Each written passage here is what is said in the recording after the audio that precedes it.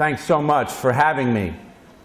I saw the distinguished list, and I have to say, when I was invited to speak by my friend Ed Miller about a year ago, he said, would you come and speak to some people and about Divine Mercy and about really working with your kids? And I figured, sure, I'll even bring donuts. We can sit around a bridge table and, and look at this crowd. Amen. Great job to you people who put this together. Great job. I am so humbled. I saw the list, and everybody's got a book. I don't have a book report to put back there, but so humbled. And I felt, Father Benedict, who I've read for years and has inspired me and been counsel for me through his tapes and books. I feel like I'm standing at Mary's Nativity in my basketball shorts, and Michael Jordan and Kareem Abdul-Jabbar and all the great basketball stars are up here, and I'm standing here, my shorts don't fit. So we go humble. Our work brings us to humility. In 1985, we opened the first Rites of Passage program in New York. It's an extraordinary program. We take kids off the street, and this was the first time that we were going to hold them, and they were going to stay with us for a period of time, like a year and a half. We were going to help them with their jobs. We were so excited because we knew their broken lives. We knew the horror that they had seen, and we were going to give them this wonderful opportunity that could transform their life. So they asked me to give the first night meeting, a real privilege to speak to these young kids, to inspire them. So I did my homework, and I got ready for it. And I had my little tape player. And they were going to dream the impossible dream. I was going to really turn them on. They were going to love me. And it was a moment of God's grace. See, I looked in their eyes, and I knew their stories. James, his two brothers, were in Rikers. He, as a young boy, was kept in a closet for a period of time, and he wanted to do well. Miguel, who lived behind a dumpster before he came to us, hoping that there was a safe place where he could rest his head and move forward in his life. Another little kid, Joey, lived in a house full of drug addiction.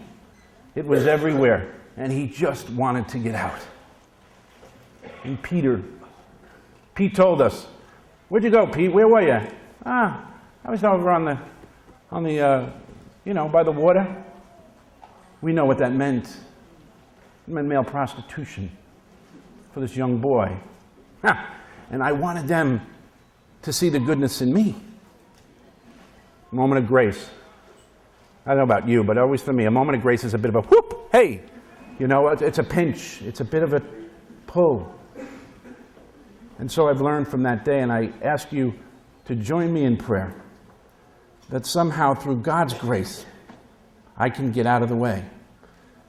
That somehow through His divine mercy, the Spirit can work. We can trust and learn and rest in faith, in silence.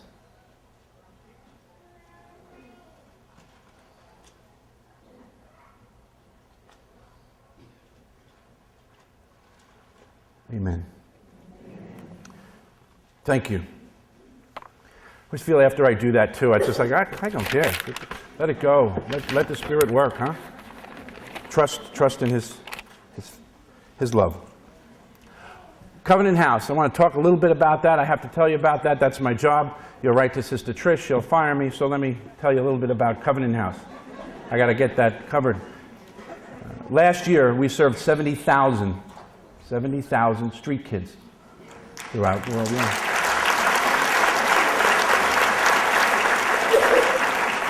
We're in Guatemala, Honduras, Nicaragua, Mexico City.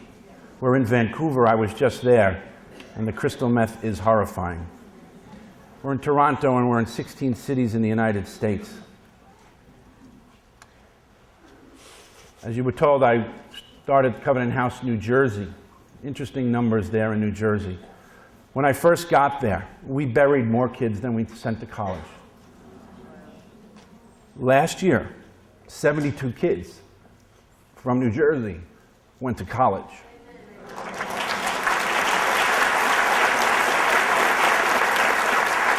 Over 65% of our kids have been physically and sexually abused as children. Over 50% of our kids are on psychotropic drugs. A great number more need to be on. 50% of them have significant legal problems. The mental health struggles and challenges of our kids are increasing and overwhelming. One of the things we try to do in Covenant House, and shut the door if the lawyers are here, we try to turn no one away. And so our little shop in Atlantic City has 27 beds, and last year the average census was 35. And we sleep them here and we put them there because on the streets is a horror. And we do what we can, as best we can, to try to reach out to them. This work leaves you humble. I was excited to come today because I can give you the real skinny on it. Because you can hear it. Because you know God's mercy. You can, as we do often, I was on outreach in Vancouver, watching kids do this dance, crystal meth, which takes your mind. You can panhandle for about 3 hours and stay stoned for 2 days. It's a horrifying thing. So, what's the interesting thing, or why am I here? What is the tie-in?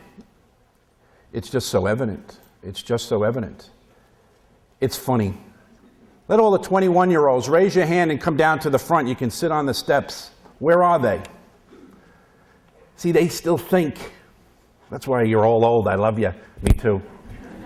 They still think it works. They still think the world can work. And what do we know? We all suffer. We all know the brokenness. We all know we need God's mercy. So they're still working at it out, as I did, as you did. And you come to a place and you know. When I first came to Covenant House, I was a young kid, my first week, and they assigned me to the older boys. And I had 2 young kids come in, brothers, 15 and 16. I was so excited, you know, I was going to change the planet. Here they are, and they said, we can't find their mother. And so I got on the phone, and I knew people, and my uncle was a cop, and find this out and that, right? Breaking the rules. Got it from my mom. And I found her. I left a message, and finally, 2 days later, she called back and said, I know you have my boys. I do not want them. Do not call. They have no place here. So now, the Savior had to go have that conversation. And I found myself in the bathroom, on my knees, asking for God's grace and mercy. When you face that, when you face the trials and the tribulations and the overwhelming difficulties, I can proudly tell you 72 kids went to college, and I can proudly tell you the many wonderful things that we've done. But I have to tell you, for most of our kids, 2/3, we don't know. We don't know. We have some holy people at Covenant House, and when I was going through this phase, you know, every worker kind of goes through it. You go and you think you're going to change it, and you come to this crossroad of, you know, you feel like you're shooting at the caboose. You know, what am I doing? And this nun, I think she stole it from Benedict, but she said, Jimmy, sometimes at Covenant House, we just stand at the 6th station. I had to run out and look and find out what the 6th station was because I forgot.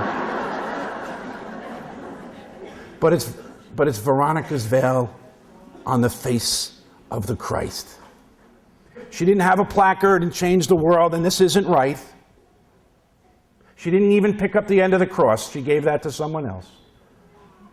But she showed absolute respect and compassion to the dying Christ. And some days at Covenant House, all we do is show mercy and put the comfort and veil on their face, food, clothing, and shelter on their way to their own Calvary. And you have to figure out sometime in your work if that's enough. You go through this time of, is that enough? We have wonderful workers who come and they give their year and their 2 years, and they're wonderful. I don't mean to say they're not, they're great. But to be able to stand in the horror, how do you do that? If you don't do that with God's mercy, you're a masochist. I mean, why would you do it? But you stand there in faith, knowing that only through God's divine mercy can there be transformation. I have a friend of mine, you may know him because he's pretty popular. His name is Chris Bell. He runs a program for unwed mothers here and everywhere. And Chris called me, you know Chris? Yeah, do that for Chris because he's a great soul. And I hope he doesn't mind me telling the story, but he's not here, so shh, close the doors. So Chris and I, he calls and he says, can we get together for lunch? I said, sure, let's get together. We haven't seen each other. So we get together. And he says, can I tell you something? I said, sure. You know, we're telling stories. He said, I want to tell you about a situation. We have a young girl, 13, who was raped by, we think, a family member. We don't know if it's the son or the father. We think it's the father, but it's probably blamed on the son, because then the son doesn't have to do time. And the social worker in you and the healer in you, or the person in you, there's an energy to go, well, let's fix this, see? We're going to do an intervention, see? And I know them all. I have 2 master's degrees.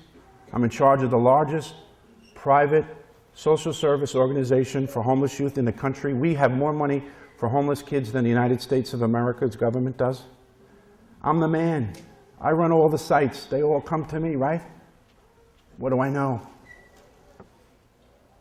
It's not enough. Now you want to move, right? You want to say, well, gee, let's get the father. We'll have him do heavy time, right? I've been there. I've done that. And you can get all twisted and juiced up about the perpetrator. Let's find him, huh? And dump our own on him. But let me tell you, it's all broken. It's just all sad. Let me tell you, because I've sat with them all over time. And I'd love to tell you this is the only one or this is the worst one. Not true. But what's the point? The poor girl, 13, who was violated by someone in her own family. You got to sit with that. How do you get up? How do you go on? The young boy who perhaps wasn't even the person who raped, but is being blamed for it, so the father doesn't go to jail. We don't know, but that's the rap. The mother who sees her daughter and her own family disintegrated. The father, if you think the father's going, got away with another one, you're wrong. He's broken and sorrowful and sick. And the mother who sees her family shattered. So there's Chris, who's been doing this work for 25 years. And I've been doing this 50 years of experience around the coffee table. We're at one of these diners where, you know, they take the cup, hey, you want more coffee, right? We're sitting in Manhattan listening, right? We sat. And we knew from being around the horror of it all. It leads you to prayer. It leads you to turn it over. There are no answers. I'd love to tell you, we solved it. And I have all the modalities. I wrote a few. You got to do the intervention, you separate the family, you do, yeah, I know. But you know. You know. You know the prescription. You know what we have to do. And the challenge that we find in a lot of the work is to sit with the suffering. My sister Liz, my Irish twin, you know that is, born in the same year. My sister Liz, who was a wonderful artist and extraordinary person, she died this past summer from a horrific disease called Huntington's chorea. My mom took care of my dad for 25 years with this disease, and then packed her bag and went out and helped my sister to live and to die with dignity. So we're at the Cardinal Cook Center, and we're sitting around her bed. And you people look at it and you heard the, oh yeah, and that's true. That's just sad. That's just suffering. She's left 2 children orphaned. It's sad. You thought we were having a party. We're singing Earthen Vessels. Remember that? That was my sister's favorite album, Earthen Vessels. Mine was Springsteen, hers was Earthen Vessels, right? And so we're singing those songs and we're doing the jokes and we're laughing and we're crying and the pain is as deep as I've ever felt it. And the spirit was as deep as I felt it. You know, right? You know what I'm saying. You felt that. That's why you're here, to connect to that again. That's why, you know, the 21-year-olds aren't here yet. They haven't experienced what you've experienced. Nothing wrong with the 21-year-olds. I spent my life with 21-year-olds. Just need to make the point. I want to talk to you a little bit about, too, is about our workers. You know, it's this paradox, right? But we know paradox. Is it the celebration of the Mass or the sacrifice of the Mass? It's both. Well, would you make up your mind? Don't you want to? It's both. We have to live in our own. Our faith shows us that time and time again. And that's what we're called to, is to sit with it. To sit with it. We have some wacky workers. They're extraordinary people.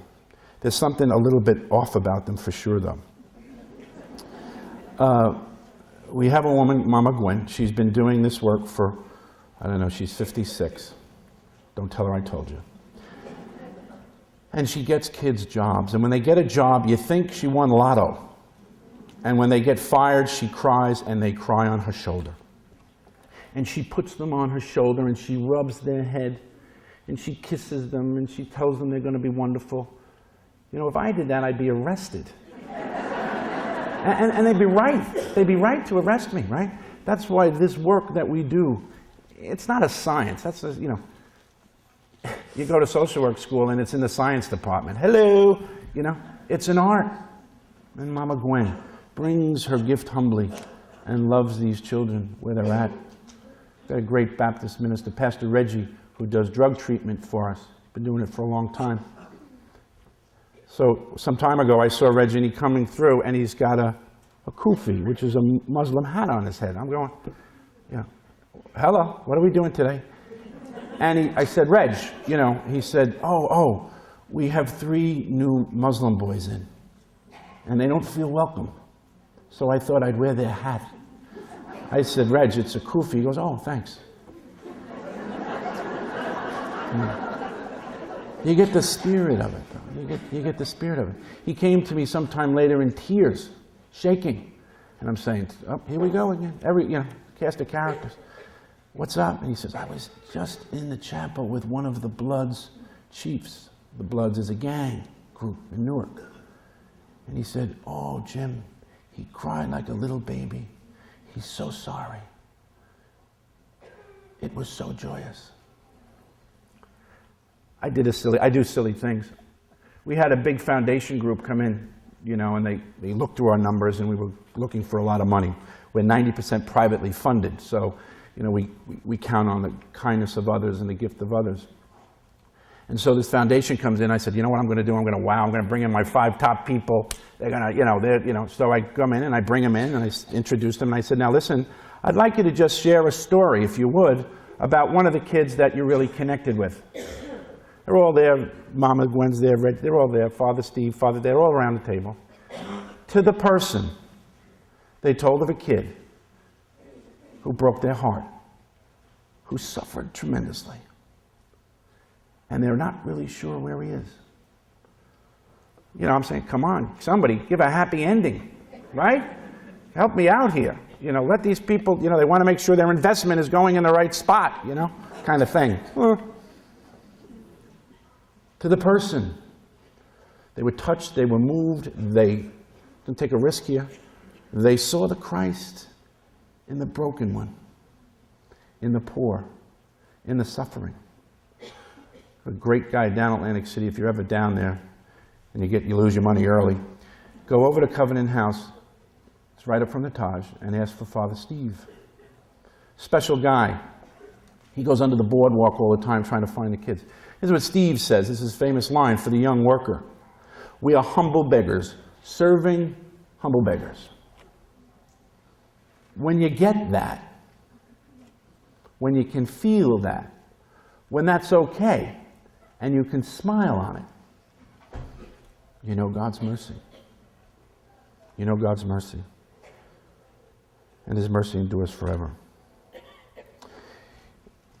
It's so wonderful because I can talk about suffering and they don't throw me out the window. And again, you can't talk about suffering if you don't know God's mercy. Where we grew up in Mary's Nativity, my mother would take us up the aisle and we'd always sit on the right. And right in front of us was the Pietà. The broken, big too. It's like they didn't give you a little one. That big, the broken Christ over the solemn face of Mary.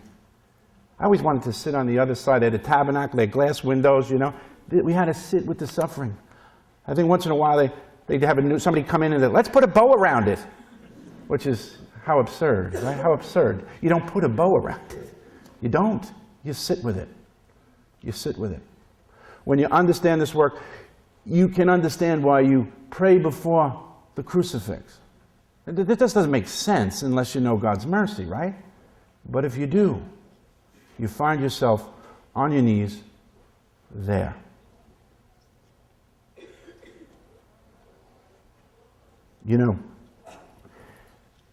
If you're doing work with the poor, a couple of tips. Take out your pencils if you would. A couple of tips. I'm only kidding. If you're looking to be right and do it right, you're missing it. If you're saying, well, I'm only going to volunteer if my skills and talents are met, you're missing it. You have to come humbly with your gift to see what God is to reveal to you. If you're trying to get your own stuff, you got to get out of the way and to sit and serve. And so often our new workers, they come in, they want, let me solve this, fix this. And until great story, one nun, she said to me, Jimmy, don't just do something, stand there. Hello, sister, you're, don't just do something, stand there. The wisdom. Do you believe this? Hello? All right, I'll hurry. No. I have 4 kids at home. One's sick, so, okay. Wasn't that great? Just want to get it going, too. Message, get over yourself. Okay.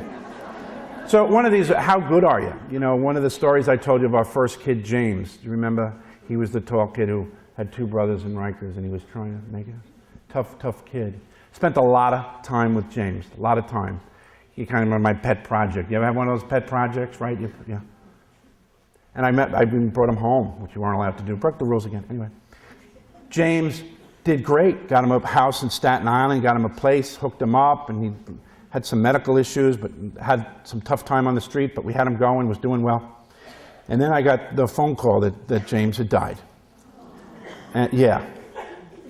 And I'm Irish, so I get pissed. That's how we deal with it, One thing I do, I just get pissed.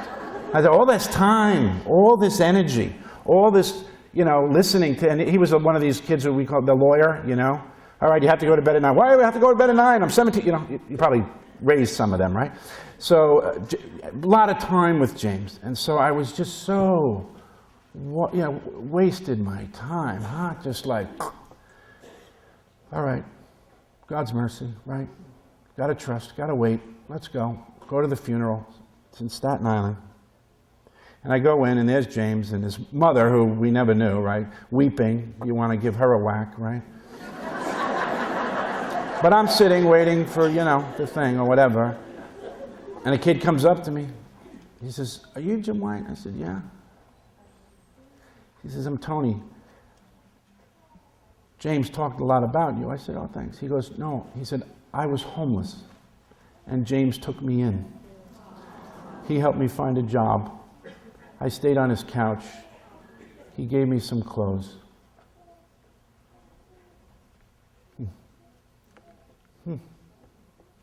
You don't know.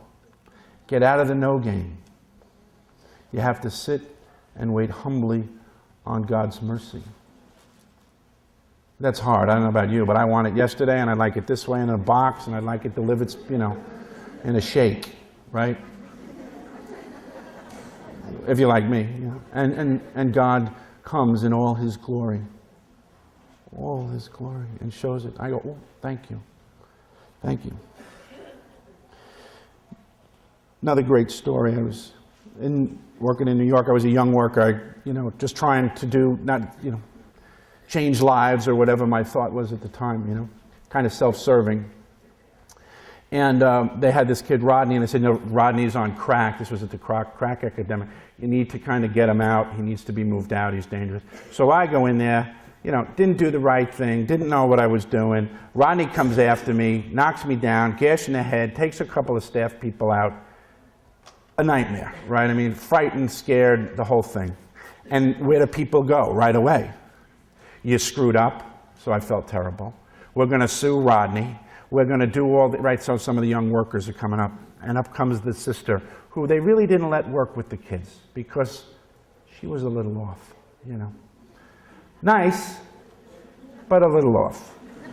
She'd walk around with a box. I never knew what was in the box, but she'd walk around. Decoloris, she'd walk around, sweet, nice, lovely lady, right? And so she comes over to me and she taps me on the leg and she says, oh, I'm so happy for you. And I go, she really is a whack, huh? I said, I don't know if you heard, I got the thing and the Rodney, and she goes, oh no, I heard, I'm so excited. And she says, what an opportunity. Now you can love your enemies. God bless you. Decoloris. And off she went. I wanted to boot her.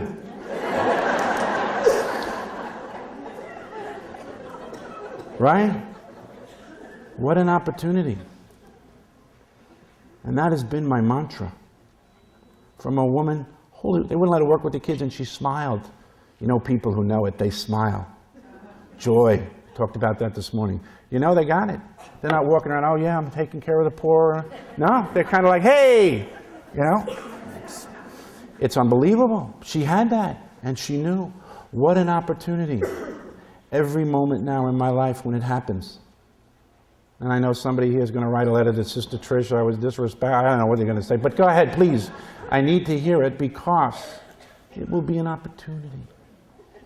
It will be an opportunity. Bring it on. And I will smile at it.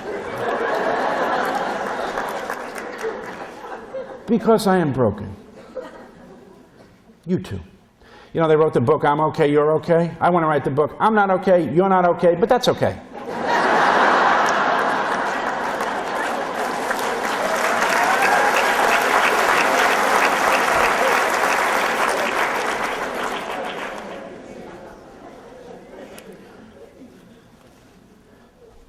You know, it's funny too, it's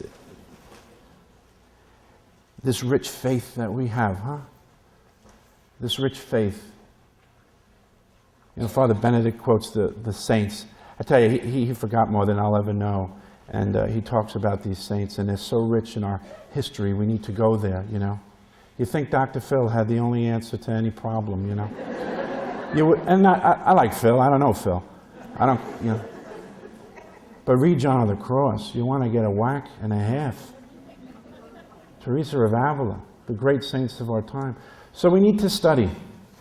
We need to learn, we need to challenge ourselves, and that's the other thing that I've learned in this work. It just doesn't come. We have to lean on the shoulders, stand on the shoulders, sit at the feet of our fathers and mothers who've walked this journey before us, humbly.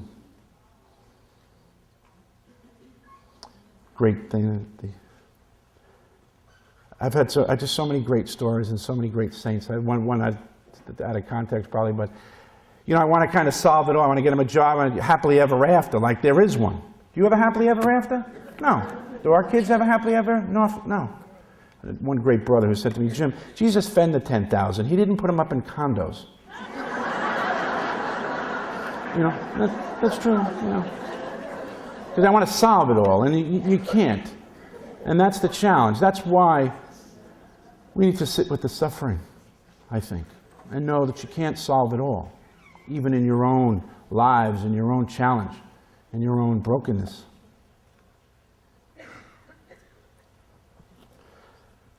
I may end early, but you know, when I came to Covenant House, I came as a faith community member. We volunteer for 2 years, and we work in faith community. We live together.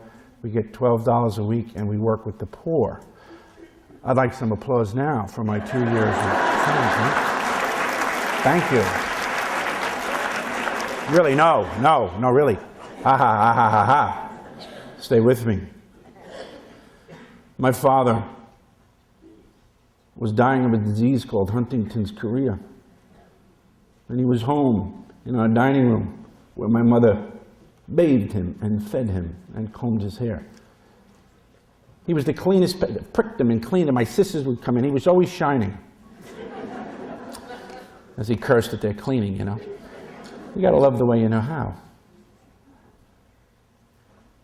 Couldn't stay there. I was a coward. I couldn't even be with my father as he was dying. Now don't move away. Feel the shame with me. Feel the cowardice. Feel the deceit, right? Who's going to give me a hard time? Give me any shit. I'm going out to help the poor, right? Sit with that. We prayed for 2 hours a day. You don't pray for 2 hours a day and you don't get it. So that's the thing. You got to pray. You pray before the cross. You pray before the crucified Christ. You pray knowing God's mercy. Giving God's mercy and asking for God's mercy. So sit with it with me, huh? Not good. In that, God has done miracles in my life. I'm proud to say thousands of beds have been built. Many kids have been sat with. Wonderful things. See, I thought I came to help the poor. I came to learn humility. I came to learn that I'm a humble beggar like the poor freaking kid walking in the gate too. That we are all broken. And I think that's why you're here. We're all broken and saved. And saved. I can share with you my story. I can share with you my cowardiceness. My mom's in the front row. My sisters are there too. They know. They love me through it too. I can sit with the embarrassment of it. Because God works. In it. Not in spite of it. In it. We got to sit with it. We got to eat it. That's what we say at Covenant House. You got to eat it. That's the big term that we say. So a kid gets in a fight with his boss for the 4th time, and he comes and he says, my boss's an idiot. Until that kid says, hey, I got an anger problem, you got nothing going on. Until the alcoholic raises his hand and says, I'm Joe, I'm an alcoholic. Until you and I go, that's why confession's before the Eucharist. You got to name it, you got to know it, and you got to know you need God. Boy, this is real old time. This is pre-Council of Trent. And so, I'd ask you to pray for me. And I will pray for you. And let us own our suffering. And you don't have to go look for it, because it's a coming, right? We know in our life. Walk out on the corner. Let me find the suffering. It's in our hearts. It's in our families. It's in our own lives. It's in the world. Turn on the news. But in our own hearts, our own brokenness. That's why I've come to work with the poor. I didn't know. It took me I'm slow. It took me 25 years almost to get it, to know that I came to see my brokenness and to know that God holds me in the palm of his hand and his mercy endures forever.